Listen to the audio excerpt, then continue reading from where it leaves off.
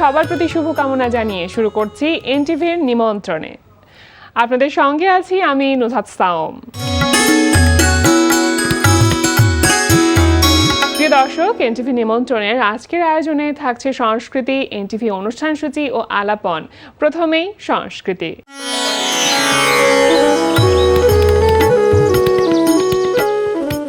বর্ষার সৌন্দর্য, প্রকৃতি ও বাংলাদেশের গ্রামীণ জীবনের নানান চিত্র শিশু কিশোরদের তুলে ধরতে ঢাকা বিশ্ববিদ্যালয়ের চারুকলা অনুষদে অনুষ্ঠিত হচ্ছে দোলন বর্ষা আর্ট এক্সিবিশন 2026। প্রদর্শনী চলবে 22 আগস্ট পর্যন্ত।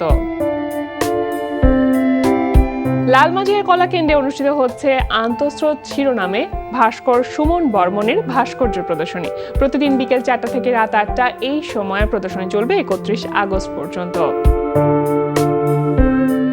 এবার এনটিভি অনুষ্ঠান সূচি।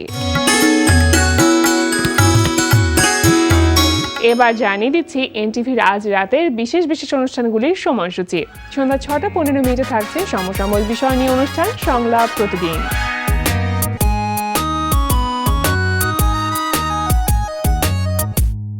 সন্ধ্যা 6:45 থাকছে খেলাধুলা বিষয়ক অনুষ্ঠান গ্যালারি।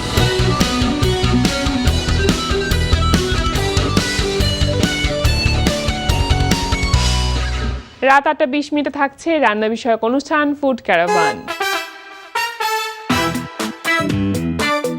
রাত 9:30 থাকছে রাকেশ বসুর পরিচালনায় নতুন ধারাবাহিক নাটক চাওয়া পাওয়া।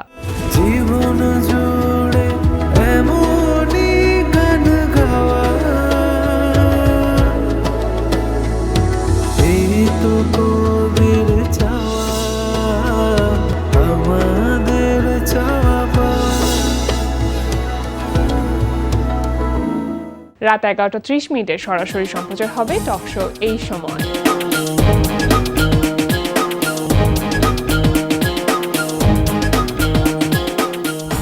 এই ছিল এনটিভির আজ রাতের বিশেষ অনুষ্ঠানগুলির সময়সূচি। এবার আলাপন।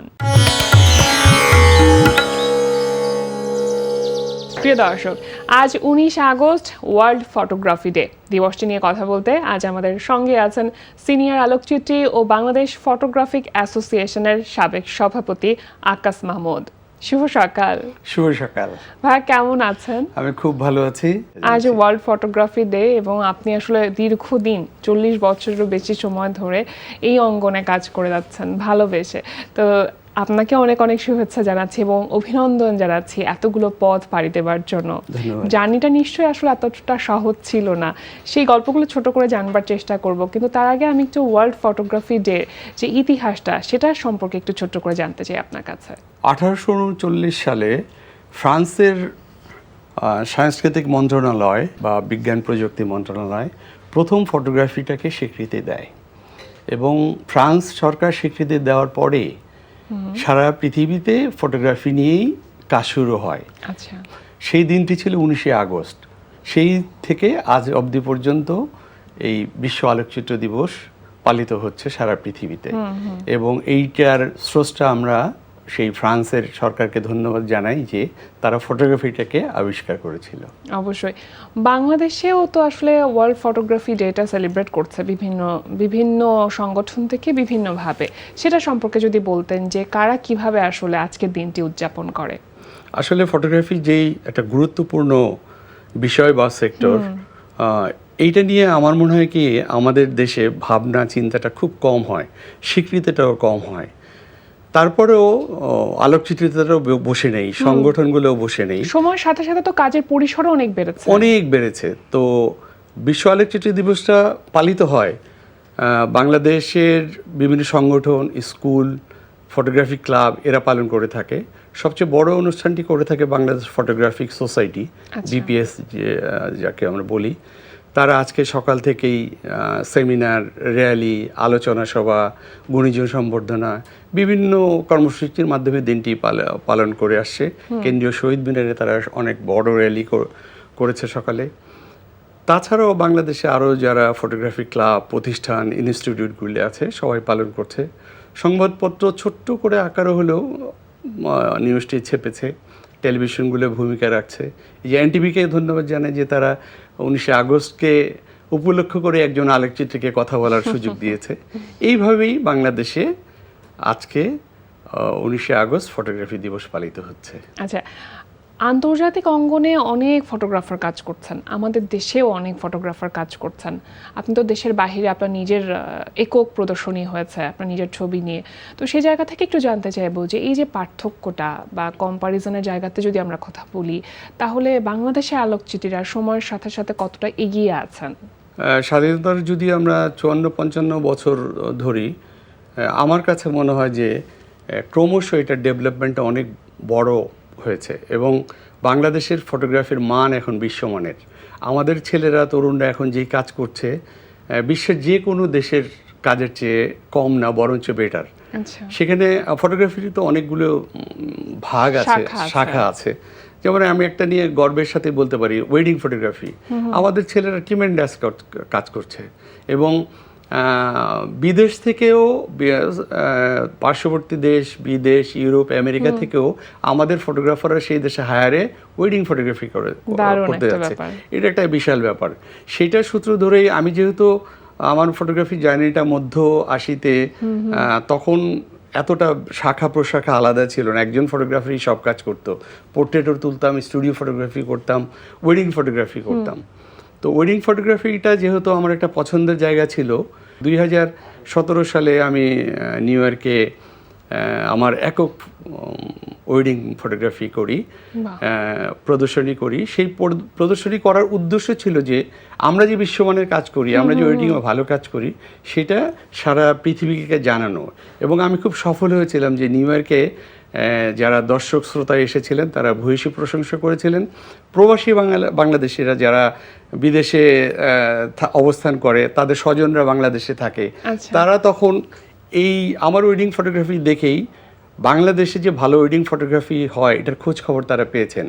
এবং আমি তো অনেক কাজ পেয়েছি, স্পটে বুকিং পেয়েছি, কিন্তু আমাদের দেশে সমস্ত ফটোগ্রাফিগুলো ফার্মগুলোও তখন বিদেশ থেকে কাজ পাওয়া শুরু করলো। মানে বাংলাদেশে যে ভালো কাজ হচ্ছে, বাংলাদেশে যে ভালো কাজ হয়, যে একজন প্রবাসী আছে ওখানে, সে চিন্তা করছে আগামী ডিসেম্বর আমার মেয়ের বিয়ে, তাই ওয়েডিং ফটোগ্রাফি তো আমাদের দেশে ভালোই হয়, সে হয়তো ওয়েবসাইট দেখে একটা ফটোগ্রাফি ফার্মকে চুজ করলো। তো ওই দিক থেকে আমাদের ফটোগ্রাফির ব্যাপ্তি এখন বিশ্বময়। প্রোডাক্ট ফটোগ্রাফিতে আমরা অনেক আগে, বিশ্বমানের প্রোডাক্ট ফটোগ্রাফি হয়। পোর্ট্রেট ফটোগ্রাফি আপনি জানেন যে আমাদের দেশের অনেক প্রতিযোগিত ফটোগ্রাফাররা আছে, কাজ করে চলেছেন। এবং আমি মনে করি যে আমরা ক্রিকেটে যেমন বিশ্বময় আমাদের একটা আলো ছড়িয়ে আছে, ফটোগ্রাফিতে ঠিক অনুরূপেই আমাদের একটা বাজার তৈরি হয়েছে এবং প্রশংসা, আমাদের ফটোগ্রাফির প্রশংসা এখন বিশ্বময়। ফটোগ্রাফিটা যখন বাংলাদেশে ফার্স্ট ইন্ট্রোডিউসড হয়, সেই সময়টা থেকে আপনি কাজ করছেন, সেই সময় আপনি কিভাবে কাজ করতেন বা আপনি কেন ইন্সপায়ার্ড হলেন আসলে ফটোগ্রাফি নিয়ে? সেই প্রসঙ্গে বলতে হলে আমি সাংবাদিকতা করতাম। বিচিন্তা নামক একটা খুব পপুলার পত্রিকার সিনিয়র রিপোর্টার ছিলাম আমি। কিন্তু তখন তো বাংলাদেশে এত মিডিয়া ছিল না, আর স্বপ্ন ভাবি না যে বেসরকারি টেলিভিশন হবে, এতগুলো এত প্ল্যাটফর্ম হবে, কাজের ব্যাপ্তি এত হবে। তো আমি তখন চিন্তা করলাম যে এই অল্প টাকার যে সাংবাদিকতা করে টাকা পয়সা পাই, এটা দিয়ে ঘর সংসার চালানোটা কঠিন হয়ে যাবে, স্বপ্নটাও বড় ছিল। তো আমার কাছে ফটোগ্রাফি একটা মোহ ছিল, আমি ফটোগ্রাফার না হয়ে ফটোগ্রাফিটা আমাকে টানতো। আচ্ছা, তো কাদের ফটোগ্রাফি বেশি টানতো আপনাকে সেই সময়টাতে? কাদের ফটোগ্রাফি দেখা হতো? ওয়ার্ল্ড ফটোগ্রাফি নামে একটা বই আছে, বেটার ফটোগ্রাফি নামে একটা ম্যাগাজিন আছে, এই সমস্ত ম্যাগাজিন আমি পড়তাম। আচ্ছা, বোক ফ্যাশন নামে একটা ম্যাগাজিন আছে, এগুলি পড়তাম। পড়ে আমি বিদেশি কারা ভালো ছবি তুলে তাদের এগুলি দেখতাম। আমাদের দেশে তো তখন ভালো ফটোগ্রাফার যে ছিল না, তারা অনেক ভালো ফটোগ্রাফার ছিল। কিন্তু আমার কাছে মনে হলো, যেটা আমি বলতে চেয়েছিলাম যে আমি সাংবাদিকতা থেকে সরে আসবো, তা কী করবো। তা আমার কাছে মনে হলো যে বাংলাদেশে যে স্টুডিওগুলো, তথাকথিত স্টুডিওগুলো খুব একটা পরিপাটি থাকতো না। তখনকার হয়তো নায়ক নায়িকাদের ছবি বড় করে রেখেই হার্ডবোর্ডে পার্টিশন দিয়ে কোনো রকম একটা স্টুডিও দাঁড় করানো যেত। আমি এই কনসেপ্টটা ভাঙতে চেয়েছিলাম। তো ভাঙার জন্যে আমি যখন ফটোগ্রাফি করব, আমি আমার গুরু শ্রদ্ধেয় মঞ্জুর আলম বেগ স্যার, আলোকচিত্রাচার্য, তার ফটোগ্রাফি ইনস্টিটিউট বেগার্ডে ভর্তি হই। তার ওইখান থেকে কোর্স শেষ করে স্যারের পরামর্শ নিয়ে আমি স্টুডিও ফটোগ্রাফি করতে চাই। স্যার আমাকে বললেন যে সবাই প্রেস ফটোগ্রাফি করে, সরকারি চাকরির জন্য কোর্স করে, তুমি কেন স্টুডিও করতে চাও? আমি বললাম যে আমার কাছে মনে হয় যে বাংলাদেশে খুব ভালো স্টুডিও নাই, স্টুডিওর কনসেপ্টটা বদলানো যায়। তো আন্তর্জাতিক আন্তর্জাতিক মানের মানে একটা ছোট্ট রুমের মধ্যেই ফ্রন্ট ডেস্ক বা প্রিন্টিং সেকশন ওইসব না, একটু আলাদা আলাদা করে থাকবে, কাস্টমাররা বা গ্রাহকরা এসে কমফোর্ট ফিল করবে। একজন মানুষ স্টুডিওতে ঢুকে যেন মনে করে যে একটা ছবি তুলতে যেয়ে যেন 10টা ছবি তুলে আসে, এরকম একটা পরিবেশ আমি তৈরি করতে চাই। তো ওইটার ধারাবাহিকতা আমি আরেকটু ভালো শেখার জন্য কলকাতায় একটা ফটোগ্রাফি ইনস্টিটিউটে একটা কর্মশালায় ভর্তি হই। ওখানে নেওয়ার পরে আমি দিল্লিতে ঘুরতে যাই। তখন দিল্লিতে একটা স্টুডিও আমার চোখে পড়ে, খুব অভিজাত স্টুডিও। তখন আমি অনেকক্ষণ তাকায় থাকি যে স্টুডিও তো সুন্দর হয়। তখন আমি ওই স্টুডিওর কাস্টমার হই, গ্রাহক হই। 60 রুপি দিয়ে একটা পাসপোর্ট ছবি তুলি।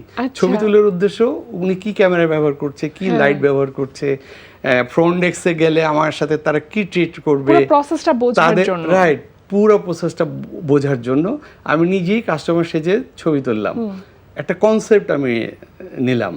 ওই কনসেপ্টে আমি ঢাকায় এসে নিউজ কাটান একটা ছোট্ট জায়গায় নেই, 400 নিউজ কাটান স্টুডিও পদ্মা নামে একটি ছোট্ট স্টুডিও করি। এই সময়টাতে আপনারা 3 বন্ধু মিলে একটি ক্যামেরা কিনেছিলেন, সেই গল্পটা একটু ছোট্ট করে জানতে চাই। এটা একটা মজার গল্প। এখন তো দুনিয়া তো অনেক এগিয়েছে, অনেক দামি ক্যামেরা বলে, অনেক লেটেস্ট ক্যামেরা, লেটেস্ট প্রযুক্তি, কম্পিউটার, কোনো কিছুরই ঘাটতি নাই। ইচ্ছে করলেই ফটোগ্রাফার হওয়া যায়। যার একটা মোবাইল আছে সে একটা টেলিভিশনের মালিক, এডিটও করা যায়, সবকিছু করা যায়। কিন্তু তখন এত সহজ ছিল না, আর অত টাকা পয়সাও তো হাতে ছিল না। আমরা 3 বন্ধু মিলে ন্যাশনাল M7 নামে একটা ভিডিও ক্যামেরা কিনলাম। যে বিয়ে বাড়ির ভিডিও তখন খুব কম প্রতিষ্ঠান ছিল, শুধু আলাদা করে যে এটা শুধু বিয়ের ছবি তোলার প্রতিষ্ঠান। ইমপ্রেস ভিডিও নামে তখন একটি ভিডিওর প্রতিষ্ঠান ছিল, আর এরকম খুব একটা ছিল বলে আমার জানা নাই। পরবর্তীতে কিছু হয়েছিল, তা আমরা ওই ইমপ্রেস ভিডিওকে দেখে চিন্তা করলাম যে আমরা একটা আলাদা ওয়েডিং ভিডিওগ্রাফির প্রতিষ্ঠান করি। তা আমাদের একার তো টাকা নাই, 4 বন্ধু মিলে 64,000 টাকা দিয়ে স্টেডিয়াম থেকে আমি ন্যাশনাল M7 একটা ক্যামেরা দিয়ে ওয়েডিং ফটোগ্রাফি শুরু করেছিলাম। সেই ধারাবাহিকতায় আমরা আমাদের ওই প্রতিষ্ঠানটির নাম দিয়েছিলাম রোলিং স্টোন। পরবর্তীতে আমাদের এই প্রতিষ্ঠানটি আমাদের 3 জনের 3 দিকে চলে যেতে হলো। যিশু হোটেলের দিকে চলে গেল, মইনুল দেশ ত্যাগ করলো, আমেরিকা চলে গেল। আমি একা তখন আবার সেই পুরনো পদ্মা স্টুডিওতেই একটার মধ্যে wedding photography, videography, still photography থাকলো। ওই ক্যামেরাটা আছে এখনো আছে, আমরা ইন্টিগ্রেস হিসেবে আমার স্টুডিওতে ডিসপ্লে করে রেখে দিয়েছি। দারুণ ব্যাপার। এবং পরবর্তীতে আপনি বিভিন্ন রকম ইন্টারন্যাশনাল যে ইভেন্টগুলো হয়, ফটোগ্রাফি যে ইভেন্ট, সেখানে আপনি জাজ হিসেবেও কাজ করেছেন, সেই গল্পটা একটু জানি। ফটোগ্রাফি করতে করতে সমাজে একটু সবাই চেনা শুরু করলো, আমারও আগ্রহটা অনেক বাড়লো। আমাদের পেশাজীবী ফটোগ্রাফারদের একটা সংগঠন আছে, বাংলাদেশ ফটোগ্রাফিক অ্যাসোসিয়েশন, যেটা প্রফেশনাল ফটোগ্রাফাররা, ফটোগ্রাফিক প্রতিষ্ঠান এটা মেম্বার। সেটার দীর্ঘদিন আমি সভাপতি ছিলাম। দেশের ফটোগ্রাফিকে আপডেট করার জন্য আমার সমিতি অনেক কাজ করেছে। তো সেটার মাধ্যমে কাজ করতে করতে নিজে ফটোগ্রাফি করি, ইন্টারন্যাশনালি ছবি জমা দিই, পুরস্কার পাই, দেশে পুরস্কার পাই। এমন করতে করতে একটা সময় জাজ হওয়ার ডাক পড়লো, মানে বিচারক। তো দেশে বিদেশে এরকম আমি অনেক জাজিং করেছি, এবং আমার কাছে ইন্টারন্যাশনাল জাজিং করতে আমি স্বাচ্ছন্দ্য বোধ করতাম, এবং এটার গুরুত্ব অনেক বেশি। গুরুত্ব বেশির সাথে সাথে আমার নাম মানে আমার দেশের নাম। আমি কোনো একটা কন্টেস্টে ছিলাম, সেখানে বাংলাদেশে একমাত্র জাজ আমি ছিলাম। ইংল্যান্ডের ছিল, মিশরের ছিল। তো সেই ক্ষেত্রে যখন আমার নামটা ওদের লিস্টের মধ্যে আমার নামের পাশে তো বাংলাদেশটা, তো আমি বাংলাদেশটাকে বহির্বিশ্বে আমার মনে হয় যে আমি ফোকাস করতে পেরেছি, এবং ফটো জাজিংটাও আমি খুব আনন্দ ভোগ করি। আপনি একটা ফটোগ্রাফিক স্কুল করেছিলেন, কিন্তু সেটা পরবর্তীতে আর কন্টিনিউ করলেন না, এটার কারণটা কি? এটা ফটোগ্রাফি চর্চা ছিল আমার একটা ফটোগ্রাফি প্ল্যাটফর্ম। আমাদের দেশে দেখবেন যে এই প্রসঙ্গে একটু বলি যে সরকারকেও বলি যে একটু গুরুত্ব দেওয়ার জন্য, এত বড় একটা সেক্টর কিন্তু এটার ফোকাসটা খুব কম, সমাদরটা খুব কম। কিন্তু মার্কেটটা তো ব্যাপক, মার্কেটটা বিশাল মার্কেট, কিন্তু পৃষ্ঠপোষকতা কম, সম্মানটা কম, সম্মানটা দিতে চায় না। তারপরে রাষ্ট্রের বিভিন্ন সেক্টরের লোকজনরা বা বিভিন্ন গুণীজনরা সম্বর্ধিত হয়, ফটোগ্রাফাররা খুব কম হয়। এবং এটা নিয়ে আপনি কথা বলেছেন, এবং রাষ্ট্রীয় আমি সম্মাননার যে বয়স দেওয়ার বিষয়টি। অনেক চেষ্টা করি যে কেন নয়, এত ফটোগ্রাফার, আপনি যে 21শে পদক, রাষ্ট্রের দ্বিতীয় সর্বোচ্চ পদক, কিন্তু প্রত্যেক বছর একজনকে দিলেই হয়, কিন্তু তারা প্রত্যেক বছর নাকি তারা খুঁজে পায় না। যে কোনো বার হয়তো বিশিষ্ট সাংবাদিককে দিল, বিশিষ্ট লেখককে দিল, বিশিষ্ট প্রযুক্তিবিদকে দিল, শিক্ষককে দিল, তারা নাকি আলোকচিত্র খুঁজে পায় না। আপনি বিশ্বাস করেন, রশিদ তালুকদারের মতো গ্রেট ফটোগ্রাফার এখনও 21শে পদক পায় নাই। আনোয়ার হোসেনের মতো বিখ্যাত আলোকচিত্রী, যিনি শুধু একজন আলোকচিত্রী না, এক হাতে ক্যামেরা এক হাতে রাইফেল নিয়ে এসে মুক্তিযুদ্ধে অংশগ্রহণ করছে, সে স্বীকৃতি পায় নাই। তা আমার মনে হয় যে সরকারের ভাবনার বিষয় আছে। একটা কথা বলি যে রাষ্ট্রের প্রধান ব্যক্তি প্রেস কনফারেন্স করছে, তখন কি থাকে যে আমরা তো রিপোর্টার তখন চোখে দেখি না, আমরা শুধু ভিডিওগ্রাফার বা ফটোগ্রাফারদেরই দেখি। কোনো কারণে এই অনুষ্ঠানে কোনো ফটোগ্রাফার থাকলো না, ফটোগ্রাফার নাই, ক্যামেরা পার্সন নাই, তাহলে ফোকাসটা হলো কোত্থেকে? আমার এই কথাগুলি মানুষের কাছে পৌঁছবে কোত্থেকে? একটা নিউজ পেপারে যদি আপনি পুরো পেজও লেখেন, যতটা না গুরুত্ব পাবে, একটা ছোট্ট ছবি তার চেয়ে বেশি ভূমিকা রাখবে। মানুষের চোখটা ফটোগ্রাফির দিকেই বেশি পড়বে, ফোকাসটা বেশি তো সেই হিসাবে আমি মনে করি যে ফটোগ্রাফি ইন্ডাস্ট্রি যেইভাবে বড় হয়েছে, আপনারা বলতেছিলেন যে এটার ব্যাপ্তি অনেক। এই যে আমাদের ওয়েডিং ফটোগ্রাফির এখন বিশাল একটা অবস্থান, এবং প্রোডাক্ট ফটোগ্রাফি দারুণ সব প্রোডাক্ট ফটোগ্রাফি হচ্ছে। হ্যাঁ, এটা নিয়ে আমি খুব প্রাউড ফিল করি যে আমাদের ফটোগ্রাফাররা এমন কাজ করে, কারণ ওয়ার্ল্ডের সব কাজে তো আমাদের দেখার সুযোগ হয়। সেখানে আমার দেশের ফটোগ্রাফারদের দেখে আমি খুবই পুলকিত হই যে রিয়েলি আমরা অনেক এগিয়েছি, অনেক এগিয়েছি। এটাই সফলতা। আপনি যখন শুরু করেছিলেন তখন ওয়েডিং ফটোশুট করতেন, কিন্তু পরবর্তীতে নেচার ফটোশুট আপনাকে বেশ টানলো, সেই ফটোগ্রাফিটা আপনাকে অনেক আকর্ষণ করলো, এটার কারণটা কি? ওয়েডিং ফটোগ্রাফি একটা পর্যায়ে যে আমি একটু থামলাম, তারপর আমি মডেলিং ফটোগ্রাফিতে আসলাম। বাংলাদেশে 1996 সালে বাংলাদেশে প্রথম মডেলিং এজেন্সি করলাম আমরা। কারণ একটা বিজ্ঞাপন বানাতে গেলে তখন না মডেল পাওয়া যেত না। আমাদের মডেলিংয়ের শীর্ষ নাম আফজাল হোসেন। আফজাল ভাইও মডেল ক্রাইসিসে ভুগত।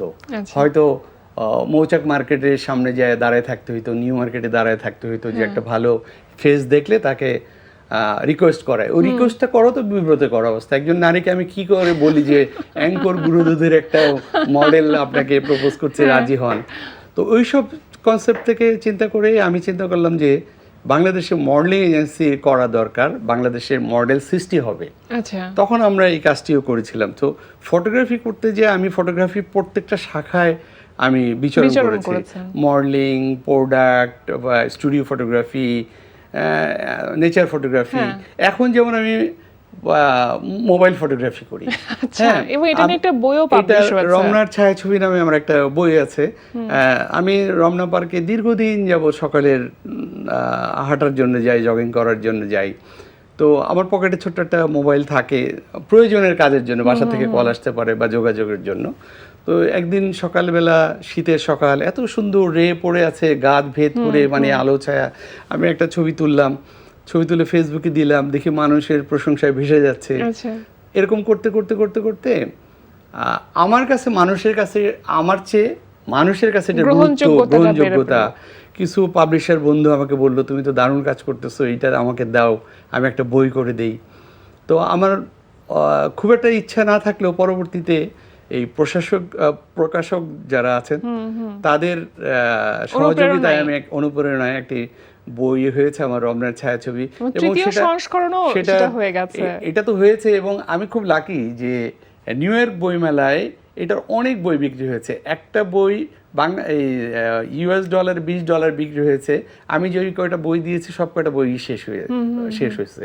এবং টরেন্টো বইমেলাতে এই বই পাওয়া গেছে, এবং ওইখানেও বেশি এই ডলারেই বিক্রি হয়েছে, এবং ব্যাপক সাড়া পাওয়া গেছে। তো ফটোগ্রাফির আমি একটা জিনিস মনে করি, ইনস্ট্রুমেন্ট, ক্যামেরা, এগুলো দরকার, দামি জিনিসও দরকার, প্রযুক্তির সাথে সাথে আপডেট করতে হয়, জানতে হয়। কিন্তু আপনার যদি মেধা থাকে, মনন থাকে, আপনার হাতের লেখা যদি সুন্দর থাকে আপনি কাঠ পেন্সিল দিয়ে সুন্দর হাতের লেখা লিখতে পারবেন। তো একটা মোবাইল ফটোগ্রাফি যেটাতে মোটামুটি এই সুবিধা থাকে, ভালো ফটোগ্রাফি করা সম্ভব। এবং ক্যামেরার সাথে সাথে প্রযুক্তির সাথে সাথে সব কিছু বদলে গেছে। আমি কিছুদিন আগে অবাক হয়েছি যে পৃথিবীর একটা গুরুত্বপূর্ণ গুরুত্বপূর্ণ ফটোগ্রাফার মোবাইল ফটোগ্রাফি দিয়ে ভিডিওগ্রাফি করে ওয়েডিং ফটোগ্রাফি করছে। আচ্ছা। এবং চমৎকার ওয়েডিং ফটোগ্রাফি মোবাইলেই হচ্ছে। তো প্রযুক্তি একটা ব্যাপার, আবার আমি মনে করি ব্যাপার মেধাটাও আরেকটা ব্যাপার। মেধাটা সবচেয়ে মেধা না থাকলে তো আসলে যে কোনো ইনস্ট্রুমেন্ট কাজে লাগানো। আমি যদি সরেয়া না লিখতে পারি তাহলে আমি দামি কলম দিয়ে কি হবে? আগে আমার সরেয়াটা শেখার জন্য আমার বিদ্যাটা লাগবে। আরেকটা এই প্রজন্মকে আমি একটা কথা বলে যাই এই সুযোগে, তোমরা অনেক ভালো কাজ করতেছো। এই যে 2 দিন ব্যাপী একটা ওয়েডিং ফেস্টিভ্যাল হচ্ছে ওয়েডিং ফটোগ্রাফি শিল্পকলাতে, আজকে এটা শেষ দিন। ওইখানে আমি দেখেছি সৃষ্টিশীল ছেলেরা 300-400 ছেলে মেয়ে, বিশাল উৎসব হচ্ছে। কিন্তু তোমরা গুরুমুখী বিদ্যাও নিও, শুধু ওই ওয়েবসাইট ঘাটাঘাটি করেই সব ফটোগ্রাফি শেখা যাবে না। ইনস্টিটিউটে যেতে হবে, সিনিয়রদের সাথে কথা বলতে হবে, শেয়ারিং করতে হবে। গুরুমুখী বিদ্যাটা খুব প্রয়োজন আমি মনে করি, কারণ গুরুদের এক্সপেরিয়েন্স আছে, তাদের অভিজ্ঞতা। তো এক্সপেরিয়েন্সের আলোকে কিছুটা হলেও সমৃদ্ধ আমি বললাম না যে ফটোগ্রাফি স্টুডিও, পাসপোর্ট ছবির স্টুডিও বা পোর্ট্রেট স্টুডিও ছবি তোলার জন্য গুরুর কাছে কেন আমি গিয়েছিলাম? আমি তো এমনিই করতে পারতাম, একজন ফটোগ্রাফারকে চাকরি দিতাম এবং আমি বসিং করতাম, হয়ে যেত। কিন্তু আমি হাতে খড়ি নিয়েছি বেক্সারের কাছ থেকে, ডার্করুমে যেয়ে কতটুকু পরিমাণ মেটল দিতে হবে, কতটুকু পর্যন্ত সালফেট দিতে হবে, গরম পানির মধ্যেই কেমিক্যালস দিয়ে ফিল্মটা অন্ধকারে ডেভেলপ করতে হবে, একদম আন্দাজে, কি হচ্ছে না হচ্ছে আমি জানি না। ছোট্ট একটা সেফ লাইট থাকতো লাল, ওটাতে আমি শুধু নেগেটিভটি একটু দেখতাম যে হ্যাঁ মোটামুটি হয়েছে, তখন আমি বুঝতাম যে আমার ডেভেলপটা কারেক্ট হয়েছে। ওইটার ডেভেলপটা হওয়ার পরে নেগেটিভটাকে ড্রাই করে তারপরে আবার আমি ডার্করুমে যে ছবি প্রিন্ট করতাম। বিপিএসে মান্থলি একটা ফটো কন্টেস্ট হইতো, সেই ফটো কন্টেস্টে আমরা ছবি জমা দিতাম, জমা দিতে ফার্স্ট সেকেন্ড থার্ড এরকম হতো। তো আমি কোনো একটা মাসের প্রতিযোগিতায় আমি প্রথম হয়েছিলাম।